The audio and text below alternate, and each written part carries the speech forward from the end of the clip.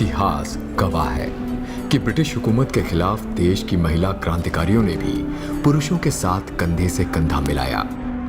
उन महिला क्रांतिकारियों में रानी लक्ष्मीबाई और सावित्रीबाई फुले जैसी महिला जाबाजों का नाम जुबां पर आ ही जाता है। इसी कड़ी में बेगम हजरत महल का नाम भी आता है, जिन्होंने 1857 के स्वतंत्रता संग्राम में अपना सब कुछ लुटाकर अंग्रेजों के खिलाफ लड़ाई लड़ी। बेगम हजरत महल अवध की आखिरी बेगम उन चंद वीरांगनाओं में से एक थीं जिन्होंने 1857 के स्वतंत्रता संग्राम में अंग्रेजों से लोहा लिया।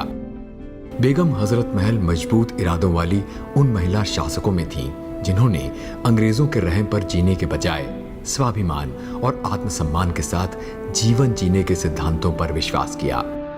अवध के शायर नवाब वाजिद अली शाह से विवाह और नवाब के वारिस को जन्म देने के बाद उन्हें हजरत महल का खिताब दिया गया।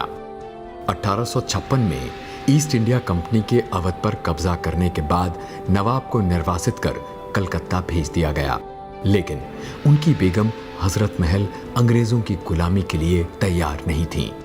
उन्होंने अपने बेटे के साथ लखनऊ में ही रुककर जनता के साथ मिलकर लड़ने का फैसला किया।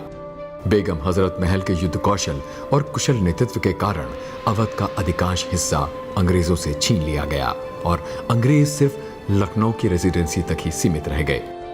अपने शासन के दौरान उन्होंने हिंदू और मुसलमानों के बीच सौहार्द और एकता का खास ख्याल रखा और साथ ही महिलाओं को प्रेरित कर उनकी अलग टुकड़ी का गठन किया। जल्द ही दिल्ली के बाद अंग्रेजों ने लखनऊ पर हमला कर दिया और कई भीषण संघर्षों के बाद पराजय निश्चित लगने पर बेगम अपने साथियों के साथ नेपाल के जंगलों में चली गईं। अपने जीवन के आखिरी 2 दशक उन्होंने नेपाल में शरणार्थी के रूप में गुजारे। अंग्रेजों ने उन्हें मोटी पेंशन और सुविधाओं का प्रलोभन देकर वापस बुलाना चाहा, लेकिन उन्होंने कहा कि एक आजाद अवध के सिवाय उन्हें कुछ भी स्वीकार्य नहीं। वापस लौटने के सारे प्रयास विफल रहने के बाद अंततः 1879 में नेपाल में ही उनका देहांत हो गया। बेगम हजरत महल का मकबरा आज भी काठमांडू में स्थित है।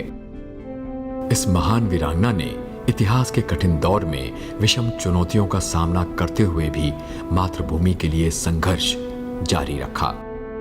10 मई 1984 को भारत सरकार ने बेगम हजरत महल के सम्मान में एक डाक टिकट जारी किया।